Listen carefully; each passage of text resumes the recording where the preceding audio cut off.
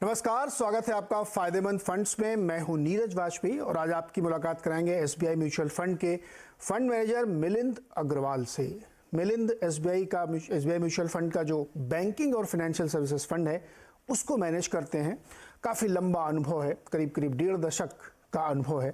और आजकल आपने देखा होगा कि बैंकिंग और फाइनेंशियल सर्विसेज काफ़ी फ्लेवर में है और बहुत ज़्यादा लोग उस पर राय दे रहे हैं अपनी। तो हमने सोचा कि इससे जुड़ा हुआ एक फ़ंड पे बात करें और आपके लिए निवेश की क्या अपॉर्चुनिटीज़ बनती हैं उस पर हम लोग चर्चा करेंगे। तो बहुत बहुत स्वागत है मिलिंद हमारा आपका इस खास पेशकश में। और जैसा कि इस शो का प्रॉमिस है कि इसमें हम आपकी मुलाकात और अपने दर्शकों की मुलाकात कराते हैं कि आपका फंड मैनेजर कौन है, कैसे उनकी सोच है और इस फंड में क्यों निवेश करना चाहिए। तो इसी पे हम लोग बातचीत करेंगे। मिलिंद, मेरा पहला सवाल ये है कि जो इस वक्त हम लोग देखें तो पूरे सब लोगों को बैंकिंग और फाइनेंशियल सर्विसेज बहुत पसंद आ रही हैं क्योंकि हम लोग एक ग्रोइंग फेज़ में जा रहे हैं। हालांकि बहुत बीच बीच में टर्मोइल्स में भी है, ग्लोबल प्रेशर है, अलग अलग खबरें आती हैं, यूएस से भी आती, तमाम जगहों से आती हैं। तो एक बेसिक मोटी पिक्चर आप हमारे दर्शकों और निवेशकों को ये समझाइए कि जो इस वक्त की पूरी इकोनॉमी की हालत है इंडिया और दूसरी जगहों की, उससे आप लोग कैसे डील कर रहे हैं। जी जी तो देखिए, अगर हम इंडिया की अर्थव्यवस्था की बात करें तो इंडिया काफी हद तक एक डोमेस्टिकली ओरिएंटेड एक कंजम्पशन ड्रिवन इकोनॉमी है। इंडिया में अगर एक्सपोर्ट्स का कंट्रीब्यूशन देखें जीडीपी में, वो अभी फिर भी रिलेटिवली एक कम स्तर पर है। और इंडिया का अगर शेयर देखें हम ग्लोबल एक्सपोर्ट्स में, तो वो भी लगभग 2% के नजदीक है। तो हालांकि हमें ग्लोबली अगर 4 बड़े ब्लॉक्स हैं, चाइना, यूएस, यूरोप और जापान, तो चारों ब्लॉक्स को अगर हम इंडिविजुअली अगर एनालाइज करते हैं तो ऐसा प्रतीत होता है कि सब में थोड़ा बहुत वीकनेस दिखाई दे रहा है। हालांकि यूएस एज एन इकोनॉमी काफी स्ट्रांग कर रहा है, बट अगर हम देखें तो हमारा एक्सपोर्ट कंट्रीब्यूशन का शेयर ग्लोबल एक्सपोर्ट्स में सिर्फ 2% है। तो हम लोग ऑलरेडी एक काफी छोटे स्तर से शुरुआत कर रहे हैं। तो आगे हमारे लिए एक 2% से इंक्रीमेंटली गेन करना रिलेटिवली इजी है किसी और इकोनॉमी के कंपैरिजन में जिसका शेयर ऑलरेडी काफी ज्यादा है। तो एक तो ये बात हो गई एक्सपोर्ट्स का कंट्रीब्यूशन। तो हालांकि ग्लोबल इकोनॉमी थोड़ी वीक दिखाई दे रही है, बट क्योंकि हमारा शेयर ग्लोबल एक्सपोर्ट्स में काफी कम है तो हमारे लिए शेयर गेन की अपॉर्चुनिटी काफी ज्यादा है। दूसरा ये है कि हमारा इकोनॉमी काफी हद तक अभी भी डोमेस्टिकली कंजम्पशन ओरिएंटेड है। और डोमेस्टिक इकोनॉमी की अगर हम बात करें तो 3 सेगमेंट्स में अगर हम देखेंगे, एक है छोटे व्यापार, दूसरे हैं बड़े उद्योग और तीसरा होता है कंज्यूमर या उपभोक्ता। तो कंज्यूमर इकोनॉमी जो है, कोविड में उस इकोनॉमी में काफी एक्सपेक्टेशंस थे कि वो इकोनॉमी थोड़ा प्रॉब्लम में आएगी, बट कंज्यूमर, इंडिया का जो कंज्यूमर है वो काफी रेजिलिएंट है। हमारा सेविंग्स पूल काफी डिसेंट है कंज्यूमर लेवल के ऊपर। तो कंज्यूमर इकोनॉमी काफी ठीक कर रही है। अगर आप डिस्क्रिशनरी कंजम्पशन के नंबर्स देखें तो कंज्यूमर इकोनॉमी में हमें प्रॉब्लम नहीं दिखाई दे रही है। Even asset quality point of view से बाउंस रेट जो है, जो ईएमआई डेबिट होते हैं, उसमें जो बाउंस का डेटा है वो अभी काफी अच्छे लेवल्स पर है, जो कोविड से भी बेहतर है। अगर हम छोटे व्यापारों की बात करें तो जीएसटी के बाद छोटे व्यापारों में थोड़ा एक इम्पैक्ट दिखाई दिया था, बिकॉज एक नया वे ऑफ डूइंग बिजनेस था जिनको उन्हें एडजस्ट करना था। पर अभी उन्होंने उसको ना सिर्फ एडजस्ट किया है, बट इंक्रीमेंटली जो डिमांड दिख रही है उसके लिए भी वो काफी पॉजिटिव दिखाई दे रहे हैं। और जो बड़ा सेगमेंट था इकोनॉमी का, जो कि है बड़े उद्योग, इंडस्ट्रियल सेगमेंट, इंडस्ट्री सेगमेंट काफी सालों से वीक था। पर अगर हम देखें तो कैपेसिटी यूटिलाइजेशन वो अभी इकोनॉमिक लेवल पे अराउंड 75% के नजदीक दिखाई दे रहा है। और ये लेवल पे जब भी कैपेसिटी यूटिलाइजेशन पहुंचता है तब हमने देखा है कि कॉर्पोरेट्स जनरली कैपेसिटी ऐड करने के लिए नए प्रोजेक्ट्स के लिए क्रेडिट लेते हैं। और नए प्रोजेक्ट्स क्रेडिट लेने से उसका फुल जेस्टेशन पीरियड अराउंड 2 साल तक का होता है।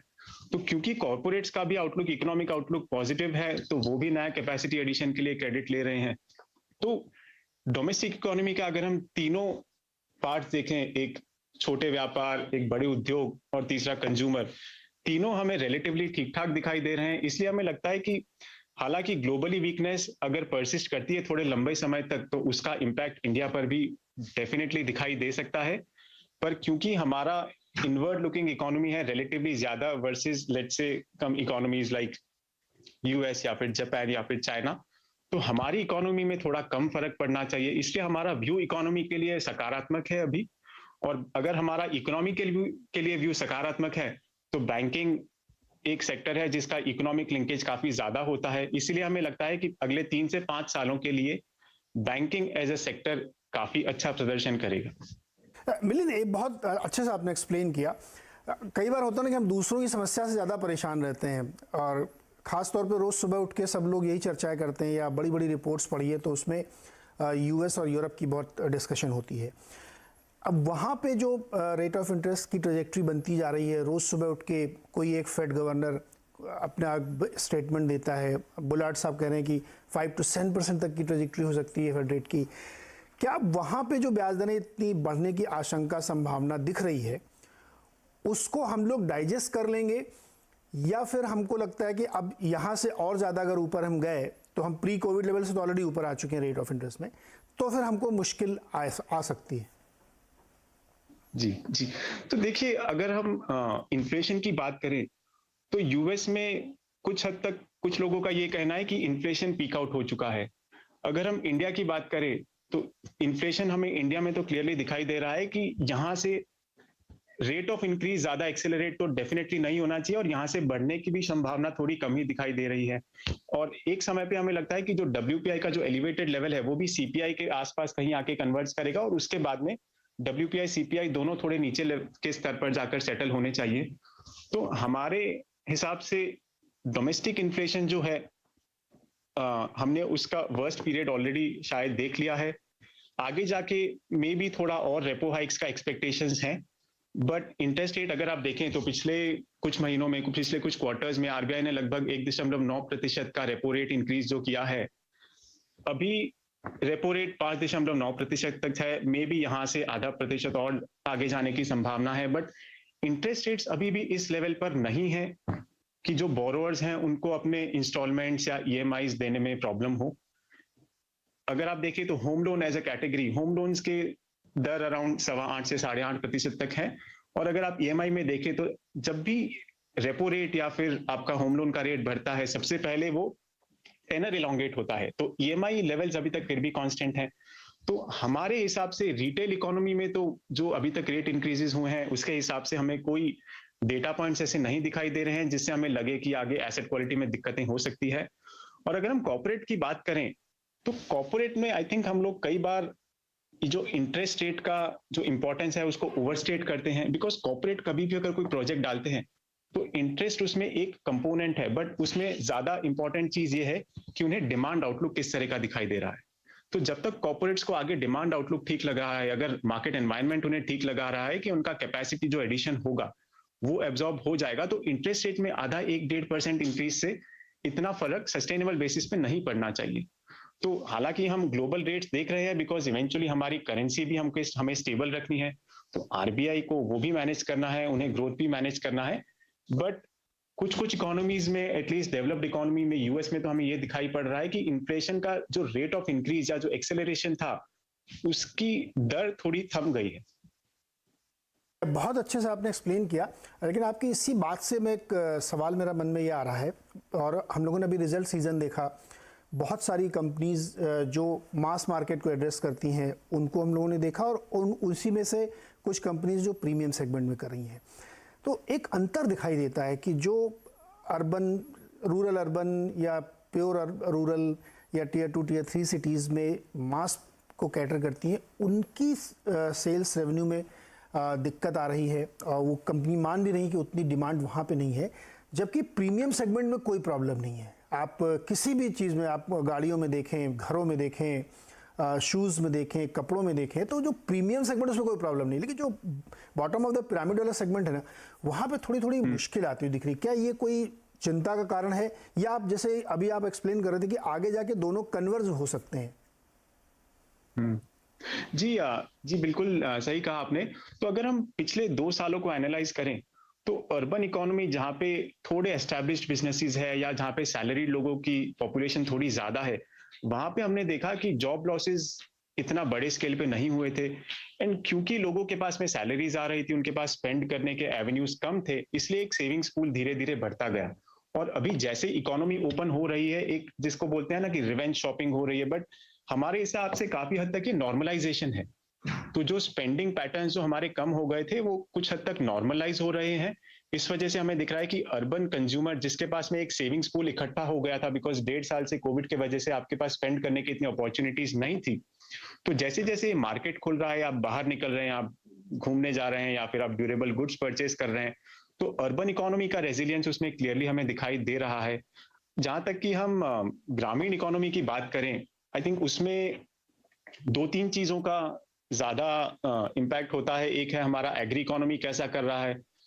तो एग्री इकोनॉमी का अगर हम डेटा पॉइंट्स अगर देखते हैं तो इस साल रियलाइजेशंस एग्री प्रोडक्ट्स के हमें ठीक ठाक दिखाई दे रहे हैं, ऑल्दो इनपुट कॉस्ट में भी बढ़त दिखाई दे रही है। बट अगर हम अर्ली डेटा पॉइंट देखें, अगर आप 2 व्हीलर डेटा सेल्स देखें जो कि रूरल इकोनॉमी के लिए एक अच्छा प्रॉक्सी है, उसमें धीरे धीरे हमें एक बहुत ही नीचे के स्तर से एक बढ़त होती हुई दिखाई दे रही है। तो और रेनफॉल अगर हम देखें तो इनिशियली उसका पैटर्न थोड़ा स्पोरेडिक था, उसका स्पेशल डिस्ट्रीब्यूशन इतना इवन नहीं था। बट मोटा मोटी अगर हम भारत के लेवल पे देखें तो रेनफॉल का जो सीजन है ये इस साल काफी ठीक था। तो हमें ये लग रहा है कि आगे जाके जो ग्रामीण क्षेत्रों में जो वीकनेस थी, जो कुछ सालों से हमें दिखाई दे रही थी, वहां पे एक नॉर्मलाइजेशन का ट्रेंड डेफिनेटली आना चाहिए। आप अगर ट्रैक्टर सेल्स की बात करें, उसका डेटा भी अच्छा हो रहा है, ऑल्दो उसमें एक ये स्ट्रक्चरल ट्रेंड भी है कि मैकेनाइजेशन बढ़ रहा है, इस वजह से ट्रैक्टर सेल ज्यादा है। बट जो ग्रामीण क्षेत्रों में जो कई सालों से हमें वीकनेस दिखाई दे रही थी, आई थिंक हम उसके लास्ट स्टेजेस में है। आगे जाके हमारा एक्सपेक्टेशन ये है कि ग्रामीण इकोनॉमी में भी थोड़ा बहुत बाउंस बैक होना चाहिए, क्योंकि रियलाइजेशंस इनके बढ़ रहे हैं, रेनफॉल्स काफी ठीक ठाक थी, एंड एग्रीकल्चर इकोनॉमी में इरिगेशन का भी एक काफी बड़ा योगदान होता है। तो अगर नेचुरल इरिगेशन तो ठीक है ही, बट जो ये सरकार का जो इन्वेस्टमेंट है इरिगेशन को मैकेनाइज करने में, उसमें भी काफी हद तक इंप्रूवमेंट हुआ है। तो हमें लग रहा है कि ग्रामीण इकोनॉमी में थोड़ा धीरे इंप्रूवमेंट का स्कोप है, बट वो डेफिनेटली हमें इंप्रूव होता हुआ भी दिखाई दे रहा है। बात है मिलिंद, एक सवाल और। अब ये अच्छी बात है कि हम लोगों ने क्रेडिट ग्रोथ देखी जो हाई फ्रिक्वेंसी डेटा शो करता है कि 28-29 महीनों के हाईस पे चल रहा है और बहुत ज़बरदस्त क्रेडिट ग्रोथ बैंक दिखा रहे हैं। एक लेकिन उसके अंदर बीच में एक सवाल बनता है कि अभी भी जो कंज्यूमर साइड की क्रेडिट ग्रोथ है ना बहुत ज़्यादा है। होम लोन बहुत है, कंज्यूमर पर्सनल लोन बहुत है, या आप कोई FMCG FMEG आइटम खरीदने गए तो उसकी ग्रोथ बहुत ज़्यादा है। कॉर्पोरेट साइड की ग्रोथ ने अभी शुरू किया है, शायद मैं ये जरूर कहूँगा कि अभी एकदम से पिकअप नहीं हुआ, लेकिन हाँ पिकअप किया है उसने। कुछ एक सरकारी बैंकों में तो 20% तक की कॉर्पोरेट ग्रोथ रिपोर्ट की उन्होंने। क्या ये हम माने कि चूंकि अभी तक की जो जिस ग्रोथ की हम सेलिब्रेट कर रहे हैं कंज्यूमर साइड की, वो बहुत कैपिटल फॉर्मेशन वाली या एम्प्लॉयमेंट जनरेशन वाली ग्रोथ नहीं होती है? ये कोई कंसर्न की बात है या इसका कोई बहुत ज़्यादा महत्व नहीं है? देखिए, इंडिया अगर आप देखें तो कंज्यूमर ग्रोथ में हालांकि कई सालों से हमें काफी अच्छी ग्रोथ दिखाई दे रही है, पर अगर हम थोड़े नंबर्स देखें तो इंडिया में रिटेल बोरोवर्स का प्रोपोर्शन अभी भी काफी कम है। अगर हम देखें तो सिविल स्कोर 750 से अधिक सिविल स्कोर वाले 12 करोड़ की हमारी पॉपुलेशन है। लगभग 18 करोड़ लोग हैं जिनका सिविल स्कोर 700 से ऊपर है। इसके कंपैरिजन में अगर हम एक कंज्यूमर प्रोडक्ट का पेनिट्रेशन देखें तो क्रेडिट कार्ड्स इंडिया में लगभग 3.25 से 3.5 करोड़ लोगों के पास क्रेडिट कार्ड्स है। पर्सनल लोन भी लगभग 2.5 से 3 करोड़ लोगों के पास है। तो इंडिया में अभी भी कंज्यूमर क्रेडिट के काफी अर्ली स्टेजेस में है, और जैसे जैसे फॉर्मल एम्प्लॉयमेंट अपॉर्चुनिटीज बढ़ती जाती हैं, जैसे जैसे लोगों की इनकम बढ़ती है, वैसे कंज्यूमर इकोनॉमी और कंज्यूमर क्रेडिट हमें लगता है कि अगले 5 से 10 साल तक भी काफी पॉजिटिव रहनी चाहिए। इसमें साइकिल्स आएंगी जिसमें थोड़ा बहुत अगर एक्सेस सिस्टम में बिल्ट हो जाएगा तो कुछ कुछ सेगमेंट्स में प्रॉब्लम्स हो सकती हैं, बट अगर हम थोड़े लंबे समय का आउटलुक ले 3 से 5 साल के लिए, तो उसमें हमें लगता है कि कंज्यूमर इकोनॉमी काफी स्ट्रांग है। और अगर हम कॉर्पोरेट्स की बात करें तो कॉर्पोरेट क्रेडिट ग्रोथ, जो आपने काफी सही कहा कि कुछ कुछ बैंकों ने 18-20% तक का ग्रोथ दिखाया है, पर हमें ये देखना पड़ेगा कि पिछले 5 सालों से कॉर्पोरेट सेक्टर का ग्रोथ काफी वीक था और हम लोग काफी एक लो स्तर से शुरुआत कर रहे हैं। एंड जैसे कैपेसिटी ऐड होगा, जैसे कैपेसिटी ऑगमेंट होगा सिस्टम में, वो क्रेडिट ग्रोथ में ट्रांसलेट होगा। तो अभी हमारा व्यू अगर हमने देखा तो पिछले फोर्टनाइट का जो डेटा आया है उसमें क्रेडिट ग्रोथ का स्तर लगभग 17 से 18% तक है। तो उसमें आई थिंक कुछ एक हिस्सा इन्फ्लेशन की वजह से भी है, जिसमें जैसे इन्फ्लेशन अगर कभी सिस्टम में बढ़ता है तो वर्किंग कैपिटल में भी ज्यादा, साइकिल में भी ज्यादा पैसों की जरूरत होती थी। तो उस वजह से भी हमने देखा है कि थोड़ा बहुत क्रेडिट ग्रोथ में बेनिफिशियल इंपैक्ट इन्फ्लेशन के वजह से भी है, जो आगे जाके थोड़ा बहुत नॉर्मलाइज हो सकता है। बट अगर हम देखें तो ब्रॉड बेस्ड इकोनॉमिक ग्रोथ या फिर ब्रॉड बेस्ड क्रेडिट ग्रोथ वो 14 से 15% तक एटलीस्ट 1-2 क्वार्टर तक दिखाई देती है। उसके आगे के लिए अगर हम देखें तो वो उस फैक्टर पर भी डिपेंड होगा कि ग्लोबल इकोनॉमी किस तरह से है। पर जिस स्तर से हम शुरू कर रहे हैं, हमारा आउटलुक अभी ये है कि अगले 3 से 5 साल डोमेस्टिक इकोनॉमी के लिए काफी अच्छा होना चाहिए। 5 साल काफ़ी बेहतर होना चाहिए। एक छोटा सा ब्रेक लेंगे, यहाँ पे कुछ सेकंड्स का ब्रेक है, तुरंत वापस आते हैं और फिर मिलिंद से समझेंगे कि उनके फंड में किस तरीके का कंपोजिशन रखा है, बड़े छोटे फाइनेंशियल सेक्टर का, सरकारी बैंक और प्राइवेट बैंक, या किस तरीके का कंज्यूमर ट्रेंड बनते हुए दिख रहे हैं, जिसके हिसाब से पोर्टफोलियो को समझने में आसानी होगी। छोटा सा ब्रेक, तुरंत वापस आते हैं। एक बार फिर से स्वागत है आपका फायदेमंद फंड्स में, और आज हम बातचीत कर रहे हैं एसबीआई म्यूचुअल फंड के banking and financial services fund के फंड मैनेजर मिलिंद अग्रवाल से। मिलिंद, हम लोगों ने काफ़ी बातचीत की, ब्रॉडर पिक्चर हमने समझा कि बैंकिंग और फाइनेंशियल सेक्टर क्यों आउट परफॉर्म करेगा। आपके जो फंड है उसका कंपोजिशन है, उसमें ज़्यादातर बड़े फाइनेंशियल और बैंकिंग इंस्टीट्यूशंस आपने रखे हैं। आपको सरकारी ज़्यादा पसंद है या नहीं पसंद है, प्राइवेट बैंक्स या फाइनेंशियल इंस्टीट्यूशंस ज़्यादा पसंद है? जी, अगर हम फाइनेंशियल सर्विसेज इंडेक्स की जो बात करें जिसके अगेंस्ट हमारा फंड बेंचमार्क होता है, उसमें लगभग 2/3 हिस्सा होगा बैंक्स का, जिसमें प्राइवेट और पब्लिक दोनों मिलाकर है। तो अगर हम प्राइवेट सेक्टर बैंक्स की बात करें तो पिछले 10 सालों में लगभग 2 बैंक्स ऐसे थे जिनका परफॉर्मेंस काफी स्ट्रांग था, ग्रोथ में भी, एसेट क्वालिटी में भी। बट पिछले 3-4 साल से अगर हम देखें तो ये जो mid to large private sector banks हैं, इसमें 4-5 ऐसे बड़े बैंक्स हैं जहां पे हमें लग रहा है कि उनका फ्रेंचाइज काफी स्ट्रांग है। तो ना सिर्फ उनके पास में एक स्ट्रांग लाइबिलिटीज बेस है, ना सिर्फ उनके पास एक बहुत ही स्ट्रांग कस्टमर फ्रेंचाइज है और एक ब्रांड है, बट उनके पास में कैपिटल जो है, जिसको हम इक्विटी कैपिटल बोलते हैं, जो टियर 1 या टियर 2 के फॉर्म में होता है, तो उनके पास कैपिटल लेवल्स भी काफी एडिक्वेट है। तो किसी भी बैंक को सबसे पहले डिपॉजिट्स चाहिए, क्योंकि वो किसी भी बैंक का एक रॉ मटेरियल है। उसके बाद उसे कैपिटल चाहिए, क्योंकि कैपिटल रिस्क के लिए जरूरी होता है। तो अगर हम प्राइवेट बैंक्स का देखें तो प्राइवेट बैंक्स के पास ना सिर्फ डिपॉजिट्स हैं और एक स्ट्रॉन्ग कस्टमर फ्रेंचाइज है, बट उनके पास कैपिटल भी है, उनका मैनेजमेंट स्ट्रेंथ भी काफी स्ट्रॉन्ग है। एंड इनको जो एसेट क्वालिटी के जो प्रॉब्लम्स थे पिछले कई सालों से जो दिखाई दे रहे थे, वो काफी हद तक उनके हमारे पीछे जा चुके हैं। तो प्राइवेट सेक्टर बैंक्स में हमारा व्यू पॉजिटिव है अभी। बट अगर हम देखें तो कहाँ पे एक बड़ा डेल्टा, कहाँ पे एक बड़ा चेंज आया है, तो वो प्राइवेट सेक्टर बैंकिंग में आया है, पीएसयू बैंक्स में आया है। तो पब्लिक सेक्टर बैंक्स में अगर हम बात करें तो जो कुछ जो बड़े बैंक्स हैं, उनका स्टैंडिंग मार्केट में अगर हम देखते हैं तो वो किसी भी प्राइवेट सेक्टर बैंक से कम नहीं है। इनफैक्ट उनका कंज्यूमर फ्रेंचाइज, उनका ब्रांड बहुत ज्यादा स्ट्रांग है, और उनका जो एसेट क्वालिटी के जो प्रॉब्लम्स है जो कई सालों से चल रहे थे, वो हमारे पीछे हैं अभी। और हमें लगता है कि आगे जाकर उनका भी ओरिएंटेशन ग्रोथ की तरफ काफी बढ़ चुका है। उनके पास कैपिटल है, उनके पास लाइबिलिटीज है, और उनके एसेट क्वालिटी के भी प्रॉब्लम्स अभी आगे जाके हमें नहीं दिखाई दे रहे हैं। तो अगर हम पोर्टफोलियो की बात करें तो पोर्टफोलियो में हमारे पास प्राइवेट और पब्लिक सेक्टर बैंक्स का एक मिक्स है। हालांकि हमारा इंक्लिनेशन अभी ज्यादा प्राइवेट सेक्टर बैंक्स की तरफ है, जहां पे हमें सस्टेनेबिलिटी ऑफ ग्रोथ और कॉन्फिडेंस जो कि एसेट क्वालिटी में है, उधर काफी रिलेटिवली ज्यादा है पब्लिक सेक्टर बैंक्स के कंपैरिजन में। बट कुछ पब्लिक सेक्टर बैंक्स भी हैं हमारे पोर्टफोलियो में जो हमें लगता है कि franchise value point of view से काफी स्ट्रांग है। बिल्कुल। मिलिंद, एक और बड़ा इंटरेस्टिंग है सवाल कि कंज्यूमर फाइनेंस में या फाइनेंसिंग में एक नए तरीके के डिसरप्शंस और ट्रेंड्स हम लोग देख रहे हैं। कई सारी बड़ी कंपनीज हैं जो अपने आप को ज़्यादा टेक्नोलॉजिकली एनेबल्ड करती। किसी ने एक बड़ी दिलचस्प बात की थी, मैंने कहा कि भाई ब्याज दरें इतनी बढ़ेंगी तो क्या क्रेडिट ग्रोथ थोड़ी धीमी पड़ सकती है। तो उन्होंने जो लॉजिक दिया मुझे बाद में बहुत समझ में आया कि उन्होंने कहा कि देखिए, कई बार क्या होता है, ईज़ ऑफ डूइंग बहुत फ़र्क डालता है कि आपको लोन मिलने में कितनी आसानी है, कितनी अच्छी यूज़र फ्रेंडली फ्रेंचाइज है, उससे आप इंटरेक्ट कर रहे हैं। तो इस पूरे कंज्यूमर फाइनेंसिंग में कोई नया ट्रेंड आप देख रहे हैं, कोई डिसरप्शन आप देख रहे हैं जिसकी वजह से वो आपके पोर्टफोलियो में जगह पा सकता है? जी देखिए, किसी भी लोन देने के 2 लेग होते हैं। एक होता है जहां पे आप एक कंज्यूमर को, एक बोरोवर को लोन दे रहे हैं। दूसरा लेग होता है कि आप उनसे लोन कलेक्ट कर रहे हैं। तो ये जो फिनटेक्स हैं, इन्होंने एक प्रॉब्लम को काफी अच्छी तरीके से सॉल्व किया है, जो कि है लार्ज स्केल कस्टमर एक्विजिशन। अगर आप देखें तो आप खुद डेली बेसिस पे फिनटेक प्लेटफॉर्म का यूज करते ही होंगे। तो इन्होंने कस्टमर एक्विजिशन को काफी अच्छे तरीके से क्रैक किया है, पर इसके आगे का जो लेग है, जो कि है बोरोवर्स को पैसे देना और फिर उनसे पैसे कलेक्ट करना, ये इंफ्रास्ट्रक्चर जो छोटे लोन्स होते हैं, जो 200, 500, 1000, 1500 रुपए के लोन होते हैं, इसमें हमें देखना बाकी है कि ये छोटे अमाउंट का जो लोन होता है ये कितना वाइबल है, क्योंकि लोन देने के लेग के बाद आपको लोन कलेक्शन का लेग भी देखना है, जिसमें आपके कॉस्ट लगते हैं। अगर आपका डिजिटल कलेक्शन है तो उसके लिए आपका डिजिटल इंफ्रास्ट्रक्चर कॉस्ट लगता है, अगर आपका ऑन द ग्राउंड कलेक्शन है तो उसके लिए आपको लोगों की सैलरीज, थर्ड पार्टी एजेंसीज को पैसे देने होते हैं।